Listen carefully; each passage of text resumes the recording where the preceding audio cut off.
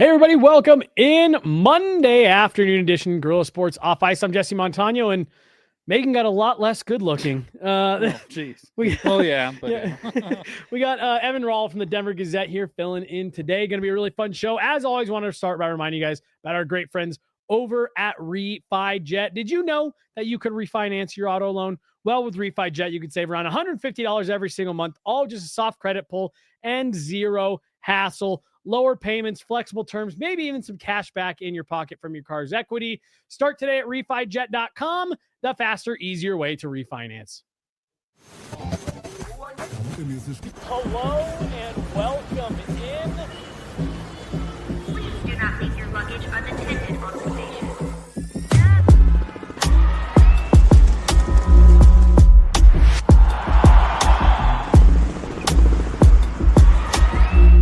Welcome to the show.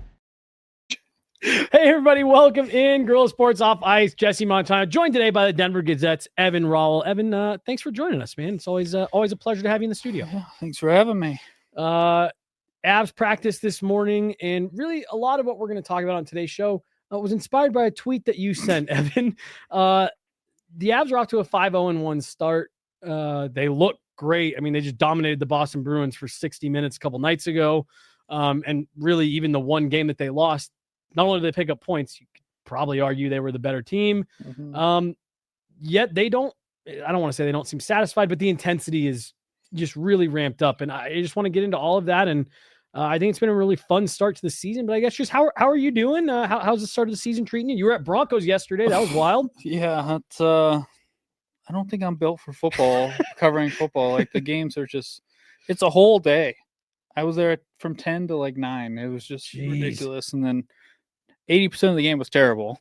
So, but yeah, I'm good. I'm enjoying this start. It's nice because the one thing I was saying is that last year, like we were in Vegas for opening night, and it just felt like right away it was just like, oh God, here we go. Yep. Like we're gonna do this right away, and just from start to finish, like it was just chaos. There was no downtime in the year at all because they just kept making trades. Like the goaltending was bad. Whereas this year, I feel like they're off to such a great start. It's just going to kind of be like a boring year, which maybe they need after all the chaos of last year. So, yeah, they look legit. They look locked in. Locked in. No, I'm with you. And it was something that, I think we all kind of started keying in on right at the beginning of camp of quiet-ish summer. And yeah, it feels like it's kind of bled into a quiet start to the season, which I think can be a good thing. It's like a good thing. I think there's times where it's good for your organization to be making headlines and, be kind of the talk of the town. But I don't think the Avs are really in that space right now where they need that. No, I think they want a year like, and I hate comparing everything to that Stanley Cup year, but they want a year like that where they get off to a start. Mm-hmm. They play great, and then they can kind of chill, like at the end of the year, like maybe rest some guys because they haven't been able to do that since the Cup year. It's been like they've been playing catch up pretty much every year. Well, I went on Daily Faceoff last week, and one of the things that I mentioned was the year before the Cup year. It was a COVID shortened year, but they kind of sell out at the end of the season to win the President's Trophy. Mm-hmm.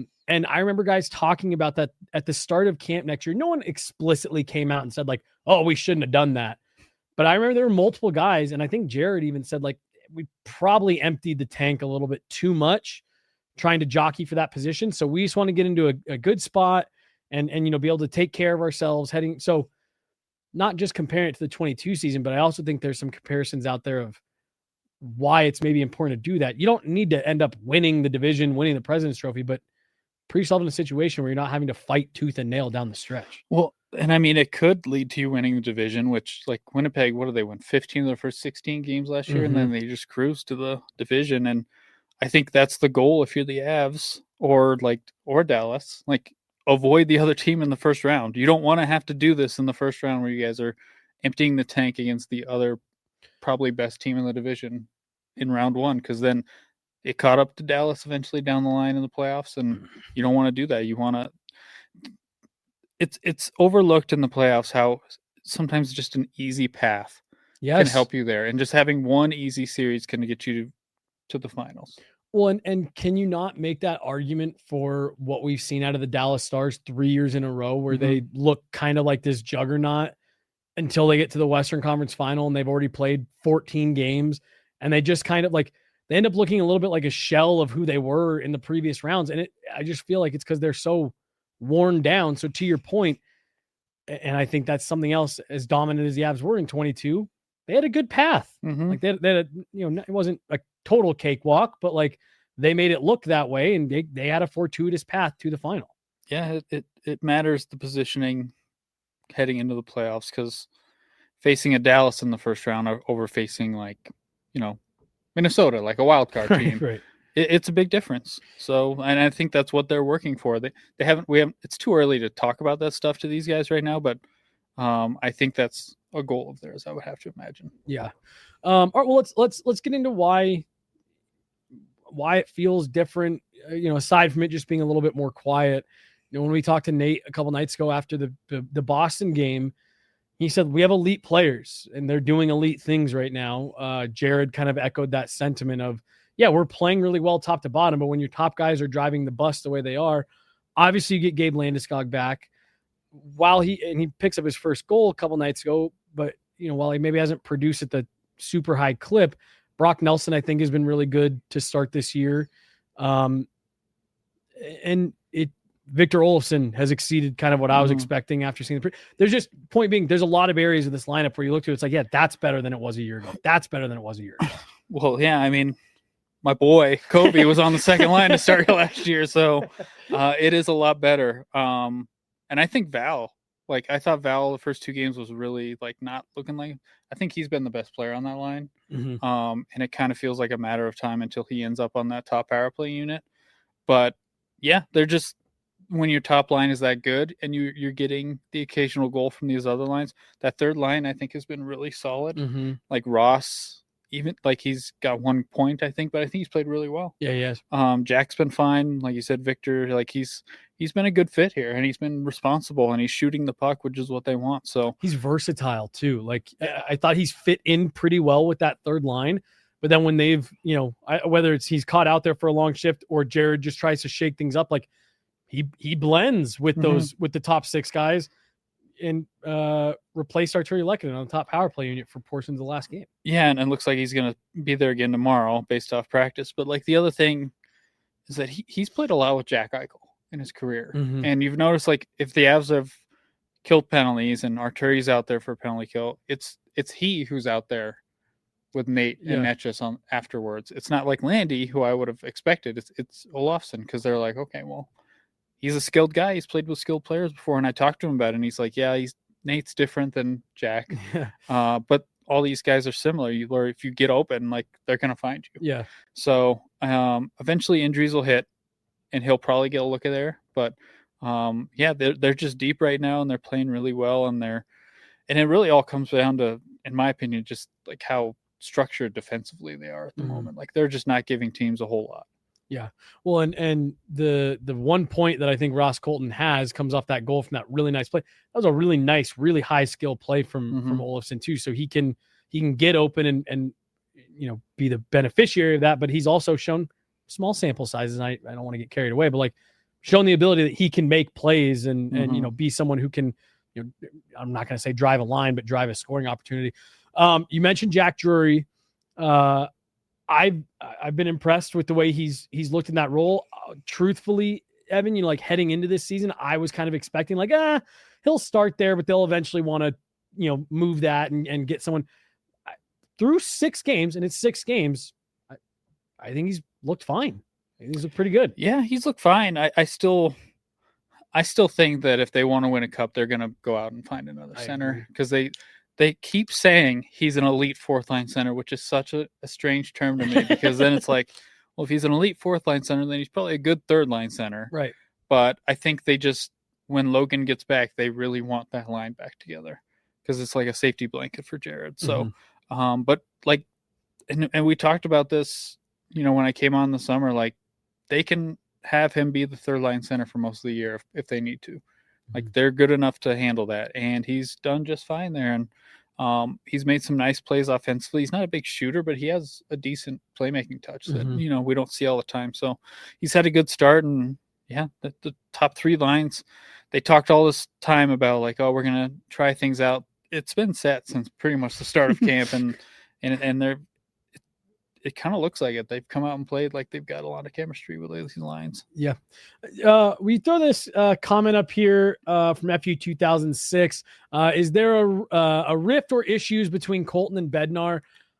I don't, and let me know if you feel differently, have heard differently. I don't think that there's an issue between those two. I don't think Ross has had a defined role in 2 years that he's been here. I think it's led to a little bit of unrest on his part, but I don't think he doesn't like being here. I don't think it's not that he doesn't like people or anything like that. It's just he's been in an odd spot. Yeah, and I thought Jared, like when we got to training camp, he had an interesting comment where he said, because I think it was Megan who asked about Ross, and Jared said something like, well, Ross has some thoughts on how last year went, and I have some thoughts on it. And it's like, okay, well, you obviously probably not on the same page. So I don't know. Those aren't the same thoughts. I don't know if it's a rift, but it is strange where, because Brindley was on the power play the other day. Ross was not. Ross does not have really a role on this team. He's not killing penalties. He's not playing on the power play. He's just like a totally even strength guy. So it just comes out to, just in the back of my head, and this is just me thinking, like, if they do make a move down the line, like, is he the guy that maybe goes out to bring someone back in? Because he doesn't make a ton of money. Like, a lot of teams would probably be interested in him. So it's just interesting because I think he's had a good start to the year, but you're right. He doesn't really have a defined role on this team right now. And I feel like he never had. What I'm so interested about with Ross Colton this season is I feel like for the first time they are set up for him to, hey, this is who you are. This is the guy we want you to be. But to your point, he's not on any of the special teams. And it's not that third line isn't playing, but they're bottom 6 minutes. So I'm interested to see how this year ends up shaking out beyond the 6 games, whether it's what you were just talking about of, is he the guy that maybe ends up getting moved, or how do they eventually carve out a role for this guy, because he doesn't have one. He never has. Yeah. And also then you have Brindley coming in and looking really good. So it's just, it just adds an extra layer to it where he's playing well. He's a good player, but what's the path forward here, I guess, is the best way to put it. Right. Yeah. And how effective, because I think he's only playing like 10, 11 minutes a night, which is not a lot. And I imagine, if a guy like him who's, I think he had a career year his first year here, and he was scoring goals at a high pace at the start of last year. Like, he probably thinks he can play a little bit more than that. And he's probably not wrong. He's probably not wrong. And one of the reasons why I like him with Olofsson is, we sat down with Ross during training camp, and he's always a great interview. Like, he's always great to chat with. But he didn't come right out and like say it explicitly, but he definitely like hinted towards like, yeah, I was playing with Nate and Mikko and I was piling up points. He's like, and I'm not expecting to play with, those guys every night, but like definitely kind of like danced around. Like, it would be nice to get some more offensive upside guys. And so I like him playing with Olofsson. I would be interested if they were to go out and bring in a true 3C and, upgrade on Jack. Like, I don't know. Could that become a line that's more exciting, more dangerous? But I don't know. It's really interesting. Then I wanted to talk about Gavin Brindley and Zakhar Bardakov, who I thought Jared's response on how Bardakov's night went the other night was great. He's like, well, he gave up a goal on his first shift, so not great, but then he got better. I've been, honestly, man, very, I guess, pleasantly surprised is the way you would say it. I've been impressed with Gavin Brindley. I wasn't expecting him to be this effective right to start the season. Your thoughts on him, and then from the little bit that we've seen from Bardakov. So Brindley, I think, has been great. And you like today in practice, it was so obvious that like he's on the fourth line right now, but he has so much more skill than all these other guys. Like, it's just kind of like, okay, well, you kind of wonder when Logan comes back, like, is he just going to be the unfortunate guy who he's just not playing a lot, and it's maybe not best for his development to play 7 minutes a waiver night. exempt too. But he's been awesome, and I think it's been very encouraging because he didn't have a great first year as a pro, and he's come here and he's done everything, and he seems to fit the way the Avs want to play, and he's not a big guy and he knows it, but he makes an impact when he's on the ice. So he's been great, and you have to feel optimistic about his future because maybe 10 months ago you didn't feel that way. With Bardakov, I did think he was pretty bad the other night. He was way out of position on that goal. He just kind of wandered over there and left his guy alone. But it's also a tough spot when you haven't played in 2 weeks and you're thrown into your first game. So you kind of feel for him there. So he's going to get a run here with Kiviranta out for a while. And Jared likes him. Jared likes him a lot. I think he loves the idea of it. And I think I talked about it this summer, the idea of a big fourth line center. So it's just a matter of you got to give him time to get used to North America and get used to this, and he's going to have a run. And when the top six is as steady as it is here, then they have the leeway to give him some time to grow. Yeah. So, and I know you said that you didn't watch a ton of Bardakov in the KHL, but you are the in-house watched a little bit, but yeah, KHL expert. What's so interesting and intriguing to me about a guy like Bardakov is this just doesn't feel. There you go. Evan means we're about to get a full KHL breakdown. He felt to me like not the prototypical guy that you see come really kind of rise to the top of the ranks in the KHL and then make the switch over. I feel like those are typically more high skill guys that play at the top of their lineup in the KHL, pile up points.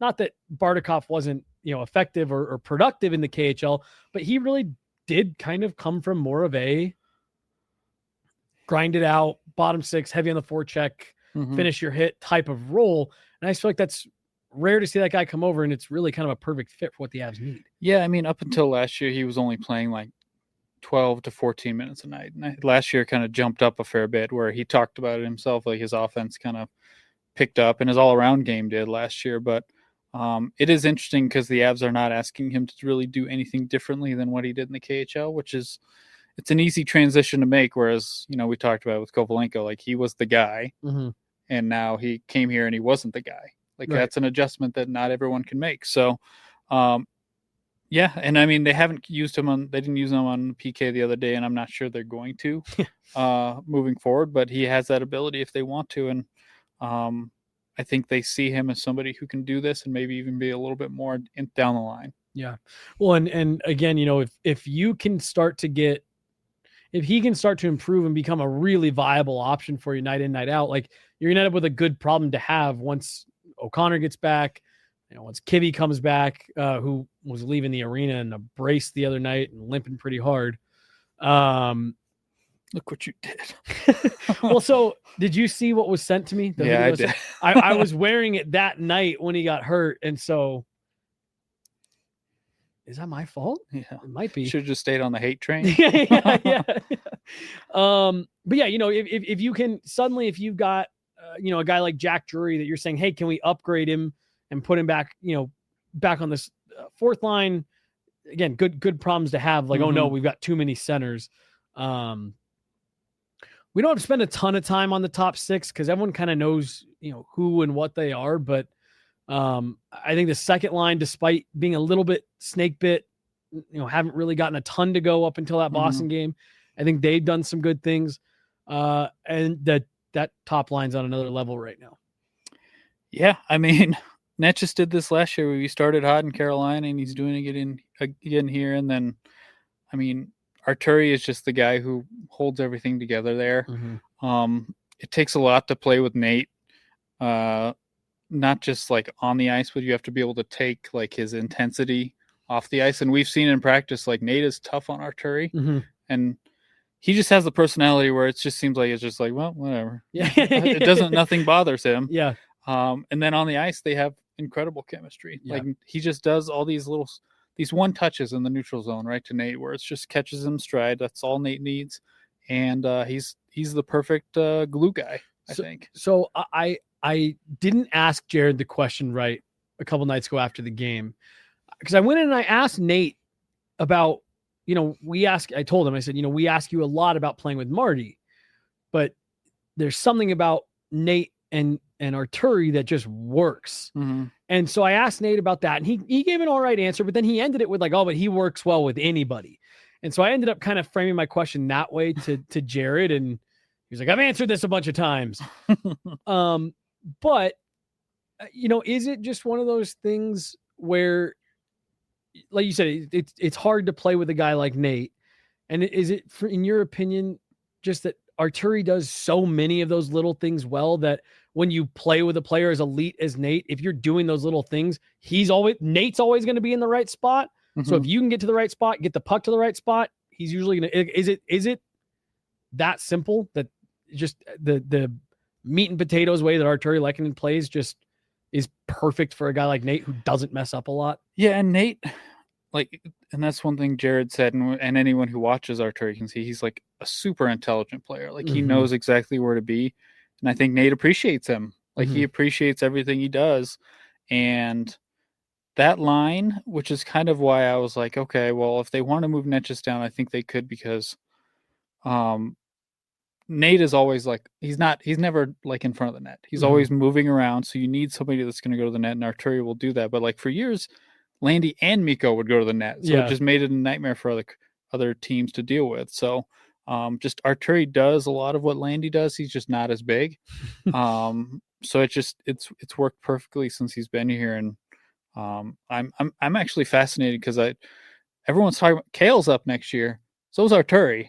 Oh, how much is he going to get paid? Yeah. And it's also, it's a weird thing where it's like, well, he's going to be in his 30s and he's a smaller guy. Like eventually that takes its toll on people. So I'm fascinated to see how that plays out, because I think you'd have to pry Arturi from Jared's cold dead hands to get him out of the lineup. All right, we got a super chat here. Got the money lights going. Have you seen Barty and Val have any locker room interaction? I'm always curious if it boosts morale for a guy like Val to have a big rush in there. Well, you've got not only Bartikov, but you also have Solovyov, who I want to talk about here in a minute. And they all kind of sit right next to each other, at least down at ball. And Markiev. Yeah, I don't know if he's still down here. But no, we were all laughing. I don't know if you saw. Mark was in there talking to Val, and Solovyov came in and heard the Russian speaking and he's like, what? Oh my gosh. So I haven't seen a ton of like one-on-one interaction between those two, but no, because Bartikov's always like the last guy off the ice. So when he gets in the locker room, nobody's in the locker room. Yeah. One thing I'll say about Val is like he's been a lot more talkative in the locker room this year. Like you can tell that he's more comfortable in his skin, and he's just more comfortable talking around his teammates. Like doesn't talk to us a whole lot, but it's just a different Val from years past, I would say. Yeah. No, I completely agree. I was going to say about Arturi, you do wonder, and I don't know what his career earnings are, but that feels like a guy that could end up on a better value deal than maybe what he could get, because he understands playing with Nate, the opportunity, the role, all that stuff. But that is a great call, man. That I haven't heard anybody talking about. It's not just Kale, Arturi as well. Yeah, there's a couple guys up there, but I mean that's how it goes. It's crazy that he's already been here. I think this is his 4th year in Colorado. Yeah, so it's crazy how it goes. Well, and he was brought in as this. Oh man, he's going to be an analytics darling depth guy. Like what a great depth pickup for them, and he's become such an important part of what they do. No Sam Girard on the back end for a little while, but that opened the door for Solovyov. Were you surprised at the Solovyov claim? I'd never heard of him. So yes, in a way that I had never heard of him before, that yes, I was surprised, but I wasn't surprised they picked up a defenseman. I expected that. But it was just, I didn't know anything about the guy. Yeah. And he only had 15 games of experience. Yeah, not much prior to here. So, and they usually do this, like John Ludwig a year ago. Does anyone remember this guy? No, you don't. I don't blame you. Well, and what I remember finding so odd about Ludwig was he was another one that I thought played fine. He had a couple games where it was like, kind of shaky. They sent him down and then just gone. Yeah. Just fully dead. I was a little surprised they didn't keep Keaton. Not because like I had any strong feelings about it, but Jared seemed to like Keaton Middleton a lot last year. And I was just a little surprised that they went with the unknown in Solovyov over Middleton, but so far it looks pretty good. Well, I thought Keaton was better than maybe I expected in the last year down the stretch. Like, it seemed like he did get more comfortable. He understands his limitations, but I thought he had a rough preseason where it was a lot of turnovers, where I think maybe the organization was like, okay, maybe he's not here. He can't move the puck at the level we need him to. Yep. And also, they gave him a 2-year extension, I think. So if you put a guy on waivers with 2 years, you're typically not going to get them claimed.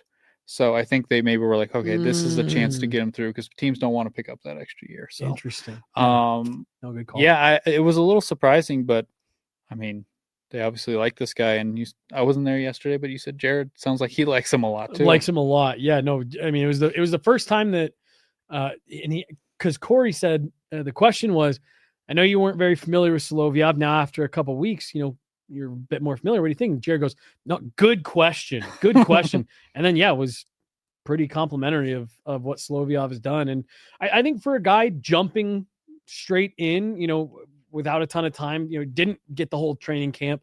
I've been impressed that first game in Columbus, there were 4 plays in particular that I made a note of like, wow, great pinch. Wow. Wait, great stand up at the red line, whatever, it was 4 separate plays.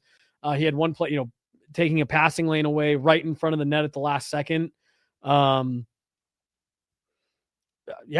think it's been good. And I think Sam Malinsky's played really well and given you the runway to say, okay, we can play around with this a bit. I think it's fascinating. And the one thing Solovyov, I think he's had some movements moving the puck where he struggled a little bit, but he also is good at deferring to Sam, who was much better at that. Yeah. Which is probably the right thing to do. But like, I think it's fascinating that Sam was on the left, and then they're like, well, no, we want him on the right. He's much more comfortable there. And I talked to Josh about playing the left today, and I was like, well, did you ever play? He goes, no, 0. Because he was practicing it today. So, but yeah, just the way that they're set up on defense right now, they're pretty comfortable. And, I think Jared did say the other night, we wanted to get Sam back on the right side where he's playing really well. Like, I think last year was a really up and down year for him, where he went through a huge lull, kind of like from December to the break, I would say, where just nothing was really working for him. So it seems like he's come back and he's more prepared for his second full season in the NHL. Well, and what was so interesting about last year for Sam was his rookie year, way smaller samples. I think it was about 20 games, very productive, multiple goals, involved offensively. And last year, not only was his play just struggling, really all 200 feet, but like he wasn't producing at all, wasn't getting involved in the play. And so it felt like his rookie year, there was a lot more confidence, playing on instinct, just go out there and have fun. Last year, it looked to me like he was thinking a lot. And it was leading to mistakes, turnovers, caught out of position. And I'm with you. It looks like he's just kind of back to just out there playing. And like the Avs, you need a guy like that. Like you need a guy that's, $1 million, that's effective on your back end. Like you said, it's not just the 22 year, like every cup team needs a couple of those guys up front or on the back end, whatever. That's just like, yep, here's a guy that is playing well above his value. And also, I've noticed he's killing penalties a little bit this year. So they seem to be expanding his role a little bit, which, you a third pairing defenseman, you kind of need those guys to kill some penalties. So it's good for him. He's making $1 million now. He's a free agent in the summer. Like he could be earning himself a big payday. Well, and I've seen some people speculate that he could be a piece that's traded. I was just saying to Megan last week, dude, like if you're going to move him, there's going to need to be a pretty significant return. Like that's a young puck moving right-handed defenseman that is showing well. You can't flip that guy for a side grade on, Jack Drury at 3C. So you can get Jack back with, OC and Parker. It's, I mean, we don't know what the defense is going to look like past this year, but you also wonder, like, Manson's already extended. Right. Honestly, Brent Burns looks like just the way he plays, he's so economical with his movements. Like he could probably keep playing. Mm-hmm. Like if you're Sam, are you like, well, I want to stick around here where I'm just locked in on Mm-hmm. that third pair? So that's kind of the reason why I could see people saying, yeah, he's a trade piece. But also, if you're the Avs, are you like, well, we could use him as like a rental, like if we think we can go far here. Right. All right, and that kind of brings us to the goaltending. And there's another one I saw a comment. Scott Wedgwood's up at the end of this year. And right now he is building a little bit of a resume to get some starter money. But again, like I wonder how the Avs start to handle that as you get into the season here. Is that a guy that you try to get locked up? I'm fascinated by that because they have Ilya Nabokov signed and he's not coming here to play in the AHL. I don't think. Yeah. And he's not off to the best start in the KHL. And you have Scott, who everybody loves, like media, the team, the fans, like everyone loves him. And, I know he sees himself as a starter, but he's the perfect backup. And the organization sees him that way. Like if there is a little bit of, hesitancy with Nabokov, like they could delay that, I guess, or try to convince him to come to the AHL. At least do a year down there or something like that. Yeah.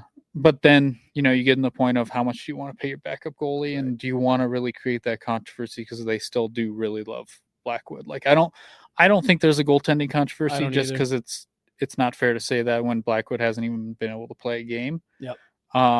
But they do love Scott, and it's going to be interesting to see how this plays out and where now they can. I think Blackwood, they've just been able to be like, okay, take your time, get him back. I mean, it's and again, God, I hate drawing everything back, but to the 22 team, but the confidence of having, it was Kemper and Francouz, and you saw how valuable that ended up being on a cup run. Mm-hmm. I do wonder if the Avs are looking at this and just saying, to the question that's on the screen right now, does he get an extension? I don't know if you can get him to take a 1 year. Can we get you extended through one more year? Is that something that's even enticing to Scott Wedgwood at this point? But just to give yourself that, that one more year of stability, and then after that, it's okay. We're going to go with Ilya, but yeah, it's because he's moved around a lot. Like, does he want to stay in one spot, or does he see this as his chance to maybe? Because there's a lot of teams, I think, with bad goaltending that would probably say, hey, we'll give you a bigger role here if you keep this up. So it's interesting. Like, how much of a commitment do the Avs have to Nabokov that they've made promises? And can they go back on those if they have made any? So yeah, I don't know. They love Scott, and I think they love to keep him around if they could, but we'll see how it goes. Yeah. But no, contract year for him. And then to the great point you made earlier, Lecky and Kale after next year. Man, like it's so funny because I feel like a year ago, if we were having the same conversation, it would have been pretty much every line or category that we would have just talked about. It would have been followed by, well, and how do they fix it? Right? How do you improve? How do you get it better? But I think a lot of what we just talked through is why this season feels like it's off to such a different start. It's not only that you've got the depth. It's not only that your players are playing better. The chemistry in the locker room seems better. And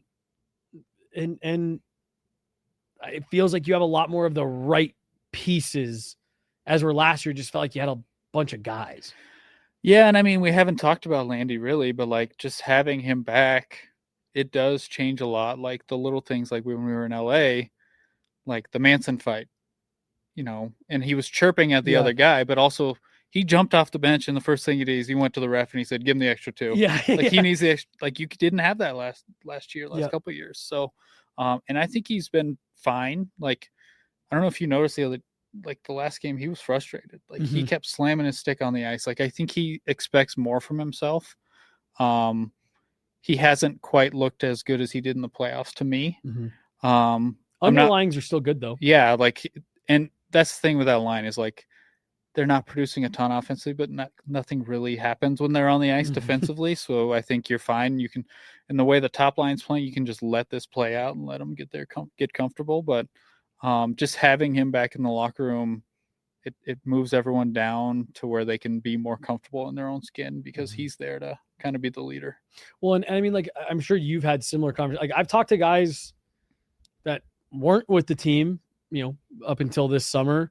I've talked with guys that played with Gabe for, a decade, and to a man, it's very different. Mm-hmm. It's very different in the room, having him around, having him be involved. Here's another one I had a great just chat with yesterday, in the locker room, and just like, even for us, like, there's a different, is gravitas the right word? Like, there's just aura. Yeah. There's just a different aura in the room when Gabe's in there, and there's just a presence that he has. Like, I don't know. I can't think of the right way to equate it to people. Like, and it's a really weird argument, but we had Woody Page, Tom Green, Ron Zappola were on their show last week. We're talking about Peter Forsberg, Gabe Landeskog. I was tweeting about it after. One, I think those are two hard players to compare because they're very different.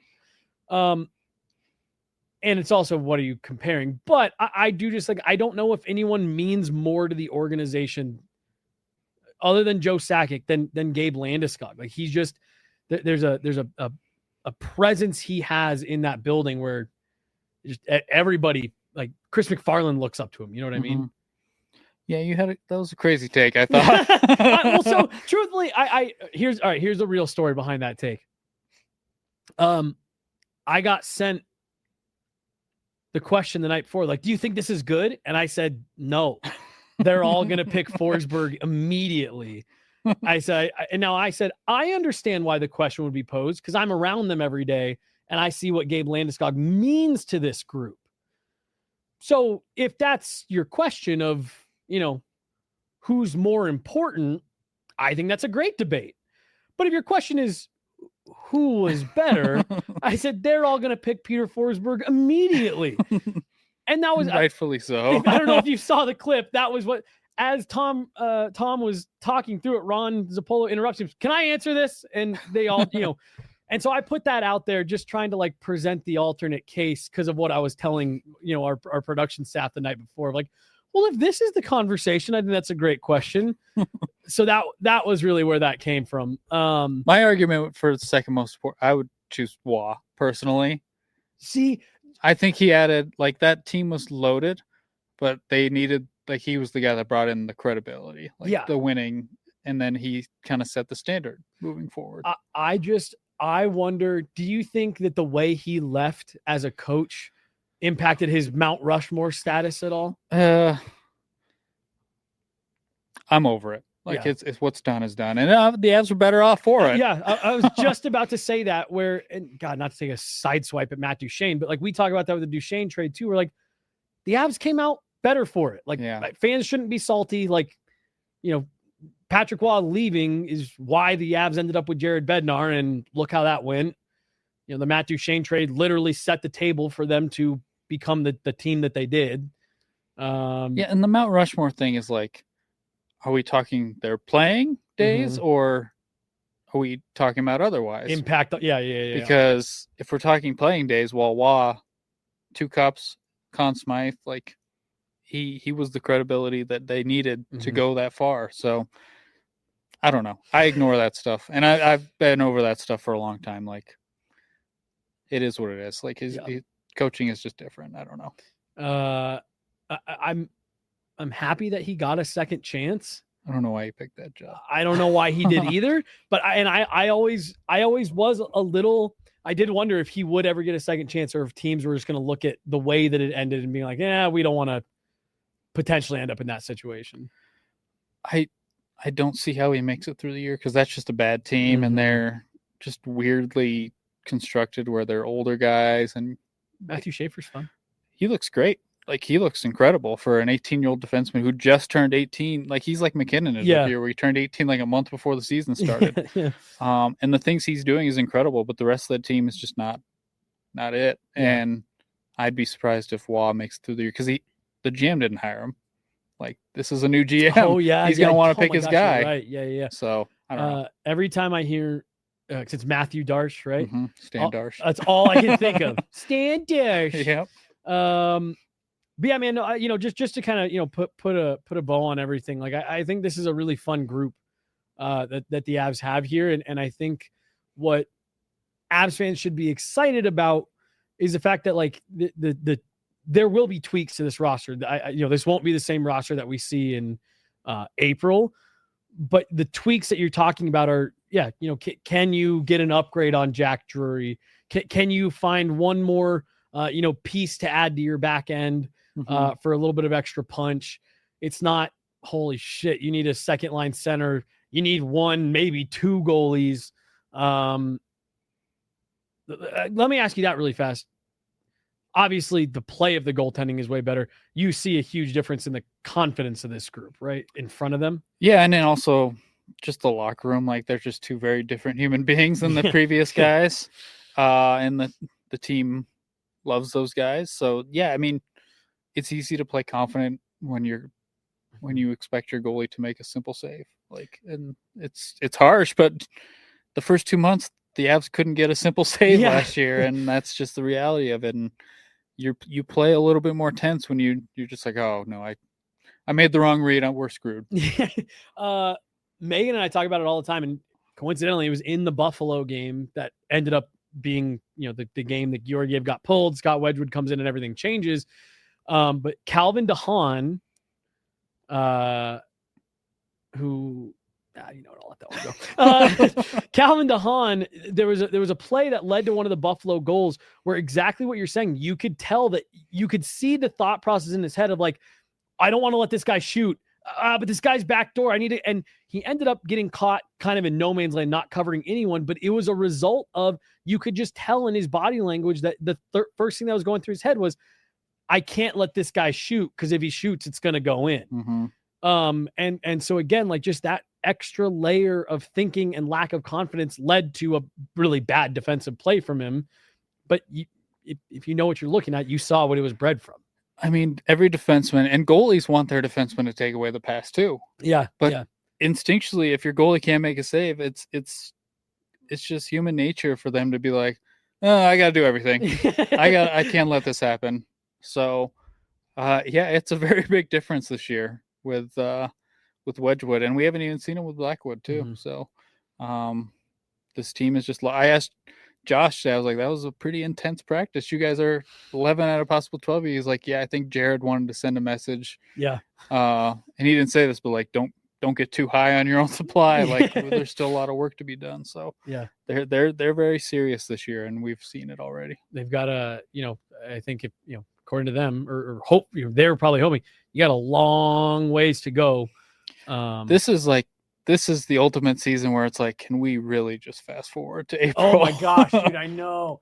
And I hate to, cause this felt like a long summer. Like, it felt like they got, and maybe it was because I was kind of mentally prepared for them to go on a run and then for it to just come to this abrupt end. Like, it felt like a long summer. So I hate to wish a hockey season away, but I'm totally with you where it's like, let's just jump to the Olympics, and then I'll watch the Olympics and then hit that post-Olympic sprint and go from there. Because you know how it is, like every December, like when the Avs are good, it's like, and this is just the reality, like I can see it in the readership that people kind of check out for a little bit because it's like, okay, well, we'll come back when it's close to the deadline and things are winding down. Like last year, we didn't get that because they made 18 trades in the season. Yeah. December, I think they made 3 alone, and then in January they trade a franchise. People don't want to say, but he is a franchise legend. Yeah. And here longer than Peter Forsberg, given that debate. A lot of people did. A lot of people don't realize that. But it's just like this year they needed this calm, they needed this stability, but also from our end, it's like, all right, well, let's just we're gonna watch a lot of these games where they're steamrolling people, and we're gonna be like, come on, let's get to April. Let's go. Yeah, let's go. Not Dallas though. Please don't go to Dallas in the first round. I mean. I'm already scouting these wild card teams, hoping if the Avs get the first round, like where do I want to go? Yeah. And I'm like, Anaheim looks pretty good right now. Bro. If they go to Anaheim, I'm okay with that. I am way okay with that. We'll have another dinner outing at downtown Disney, you and me. Under 18 heaters. All right, this will be the last thing, and then we're gonna get out of here for the day. Evan, what's going on with these jerseys? No, I'm just kidding. I don't care. I don't care. And I don't care about jerseys. I know you don't.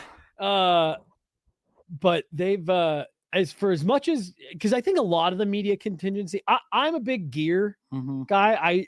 I don't just post Scott Wedgwood's new pads because I like taking pictures. I'm really interested in gear. I like talking to them about it. He was, giving me a whole breakdown on how like he has some custom color blocking on that stuff, but for the most part, like they just have to use the same, prints and all that stuff. So I really like talking about this stuff, but we don't have a lot of Jersey people on the beat.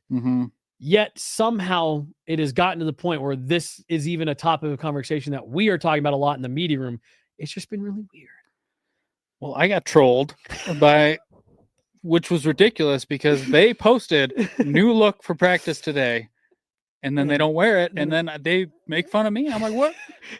I didn't do anything. You guys said it. And then they keep like slow teasing it. Like, oh, Wedgie's wearing these pads.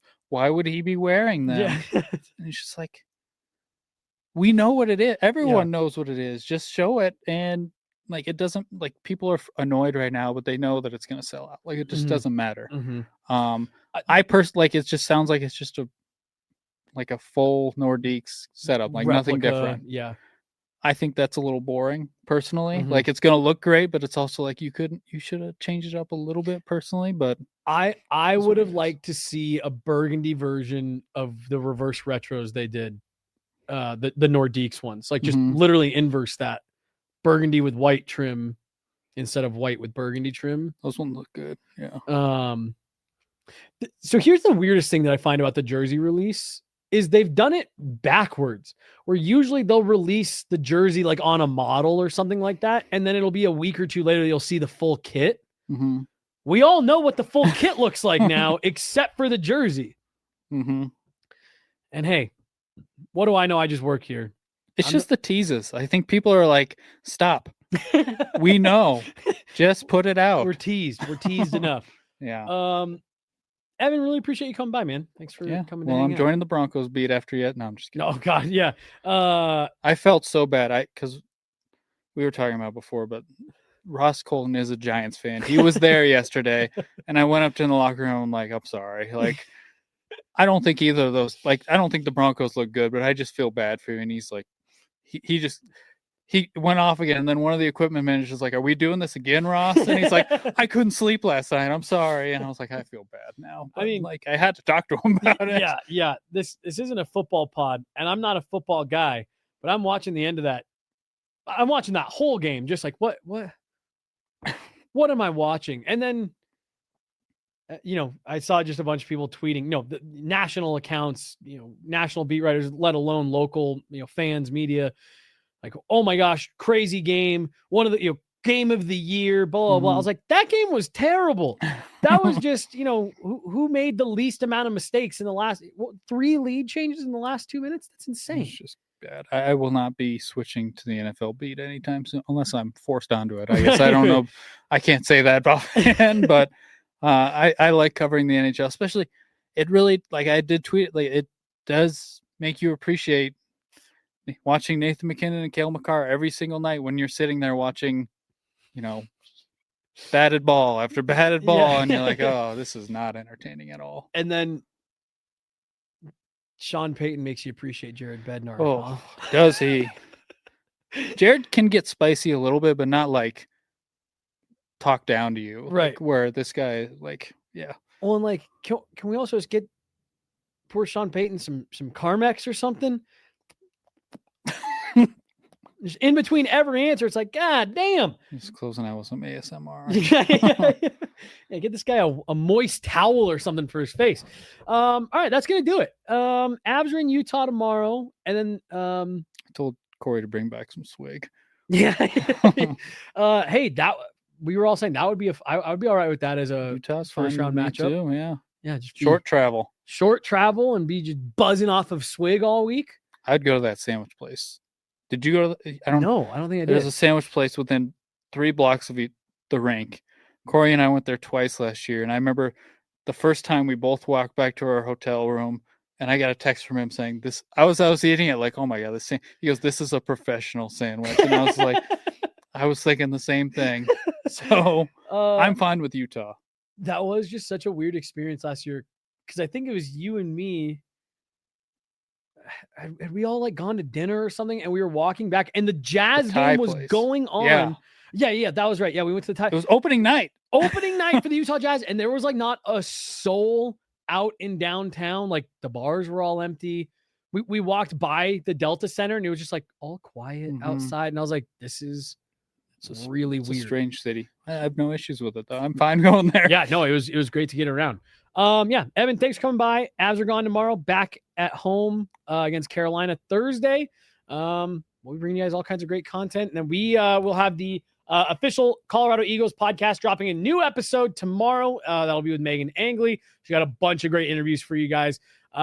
Evan Rawal, the Denver Gazette. Make sure you are reading all of his stuff. Check out Evan does outstanding work. Give him a follow. Read all of his work. Really appreciate him stopping by. He's Evan. I'm Jesse. We got Dan back there behind the glass today. Thanks so much for hanging out, guys. We'll talk to you later. See you.